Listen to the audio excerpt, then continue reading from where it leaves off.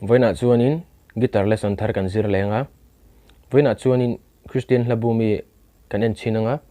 Christian hlabu number zal esamnga pangana mi Enna Nunnem thimin ka vela bom ti kha kanena masaberin kan perma kan shia turpoi mo kan sai photanga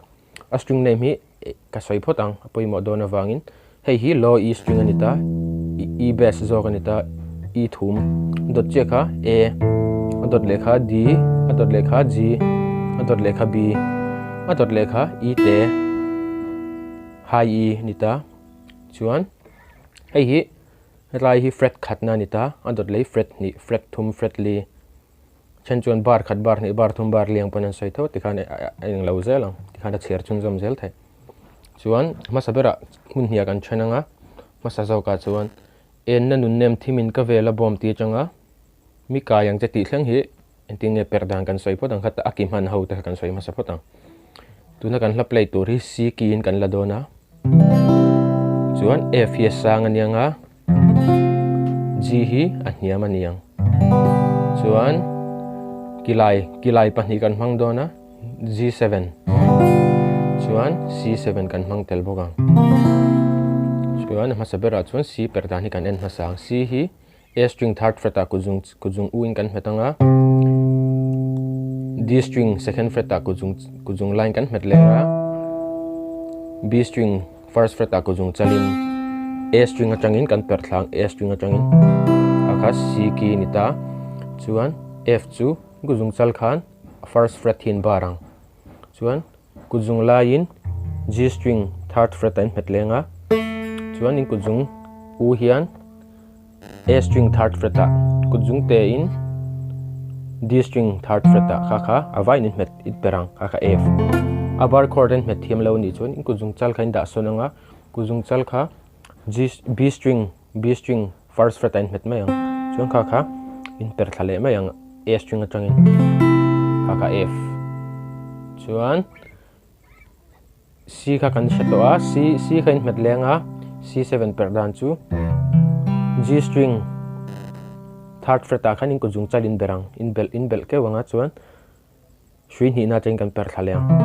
kha c7 g Perhdan chu in kuzung u hian e string third fret an metanga in kuzung lai hian a string second fret a in kuzung te in e te third fret a kha g7 kan per le don chuan in kuzung te khain da sonanga in kuzung chal kha heta first fret e te a khan in vebelang kha g7 ania tuna a first part kan lo sa chinang in shiat thiam ol samnan mong chang in ka sanga c a kan chananga Enna efa nem g a thimin ka vela bom sia g a mikayang che ngai bo kena kwal leang zanani in latin kalom mikayang che so MIZO kan c7 akan lutang kan chuan nuwa ka ke vengla dia kan ron lut chole chi adon ni a first part kha kan strum dan tur chu down down up up down up kan chord khata khan tikhan kalanga chord g ai thak le don chi khan down down up up down up e falu le pon down down up down up tikhan akwal zelang a second part chu tihan kan perang kinni kha man belta second part ta hi chuan a le d minor kan man bel don ni a chu a bass line tur chu a string top hin dianga a string hi opening kan pera d string hi second fret ai metanga g string hi second fret ai metanga b string po second fret a kha a niang dule te puna per theng kuzung chal top khan tlai hian khatni thum pathum na changa pangana thleng hi injuk met don ani three te ber met tel lovin kha a niang a thaw niang chuan d minor chu in kuzung chalin first fret a hian in metanga first fret e te a hian in metang in kuzung chalin in kuzung lain g string second fret a in kuzung u hian b string third fret a kha D minor aniang hrilhfiah chen kan perthang kha D minor second part thi ka sachinanga mungchangin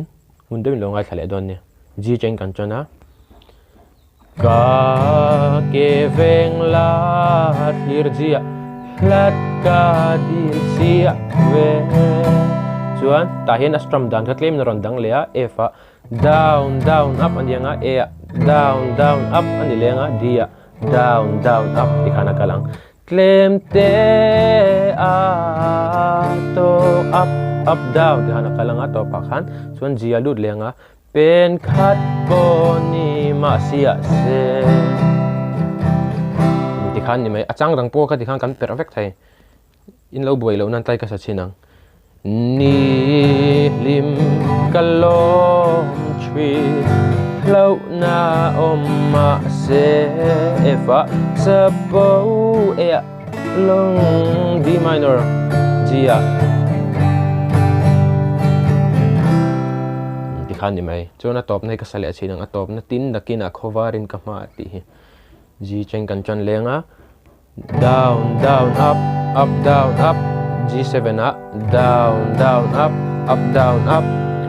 chuan khowarin atakan G kan du lenga khowarin sia kapma a e fa khan down down up lui kai e a down down up D a down down up chuan G a ka to kang om ho na chuan a to pa khan a closing na turin siam du chuan ka to kang om ho na ti ke ula G a khan ka to kang om ho na Enna Nunnem thimin ka vela bo mikayang che kami outro ang renga kha chuan in downstroke to pang downstrum to kan to man ole tichin kha tu chuma kan guitar lesson zir thei chuni se ale peka guitar lesson thar nen kan in hula chho don ne heka video hi chai tia hlawkpui nei lo nei ni hlau chuan milo like in milo subscribe sak ve don ne